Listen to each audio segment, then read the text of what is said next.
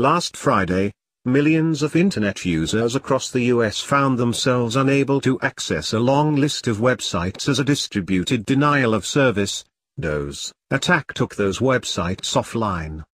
The technique hackers used to cripple nearly half of the Internet was not particularly innovative or clever. The surprise about this attack is not that it happened, but that it did not happen sooner. To understand the attack, and why it was an inevitability, one needs to understand the basics of how the Internet works.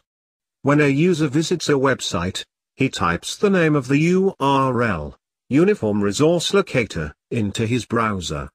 For the New American, the URL is www.thenewamerican.com, or simply, www.thenewamerican.com.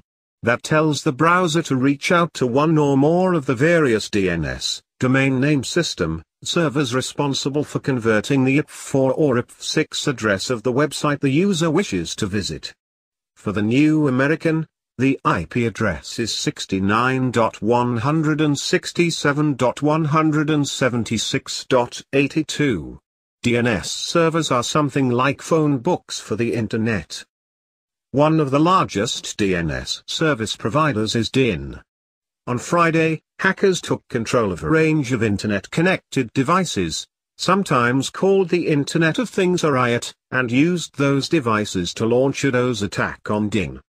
This works by telling the devices to bombard the servers with more requests than can be handled. An easy-to-understand comparison would be what happens after a major storm or other event when millions of people all use their phones to call and check on friends and family.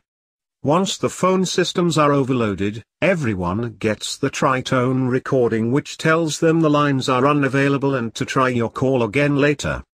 On the Internet, all the user gets is, at best, a connection so slow as to be nearly worthless or, at worst, an error page saying the page is unavailable.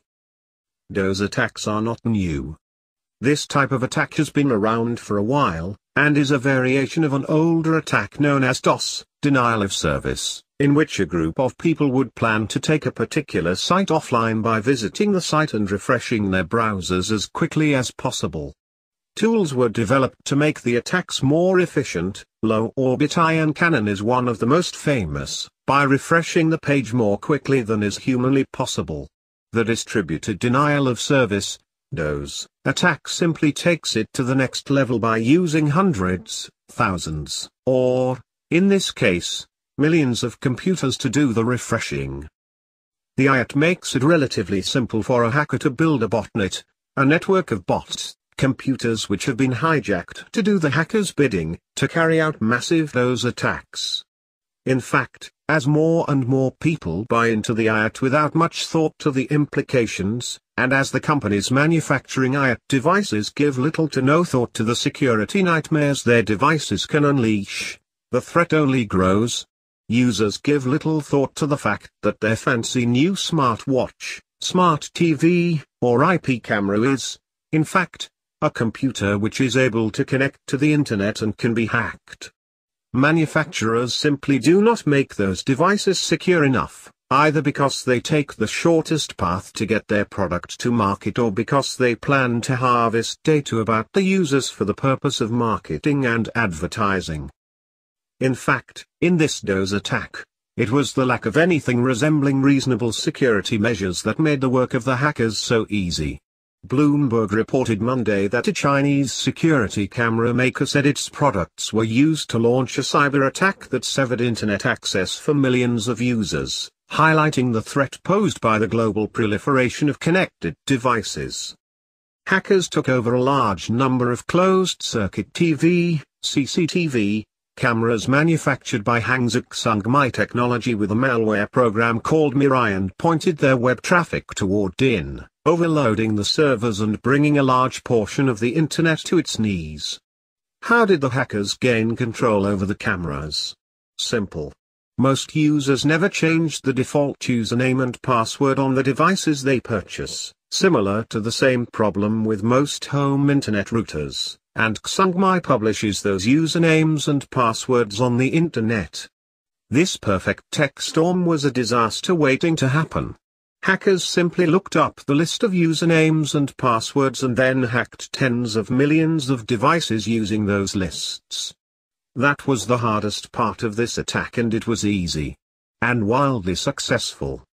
Gizmodo reported that readers had reported the following sites were either partially or totally unavailable as a result of the attack: ActBlue, Basecamp, Big Cartel, Box, Business Insider, CNN, Cleveland.com, Etsy, GitHub, Grubhub, Guardian.co.uk, HBO Now, iHeart.com, iHeartRadio, Imgur, Intercom, Intercom.com, Okta, PayPal, People.com, Pinterest, PlayStation Network, Recode, Reddit, Seamless, Spotify, Squarespace customer sites,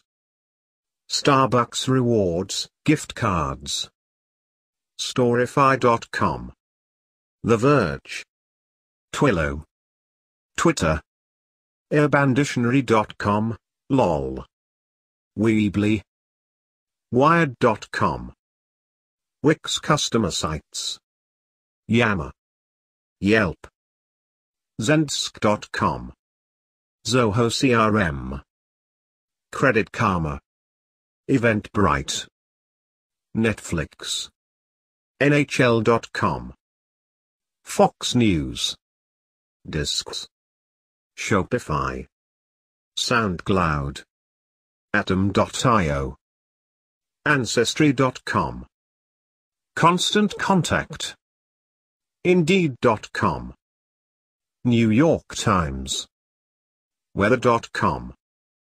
WallStreetJournal.com, Time.com, Xbox.com, DailyNews.com, Wikia, Donascoose.org, Wufoo.com, Genonibiology.com, BBC, Elder Scrolls Online, EVE Online, PagerDuty, Kayak, YaninaBudget.com, Speedtest, FreshBooks, Braintree, Bluehost, Qualtrics, SB Nation, Salsify.com, Zillow.com, NimbleSchedule.com, Vox.com, LiveStream.com, Indiegogo, Fortune, CNBC.com,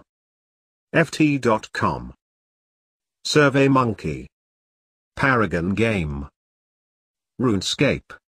As the IAC continues to grow, the companies building it need to put better practices into place, and the people using it need to learn how to secure their own devices.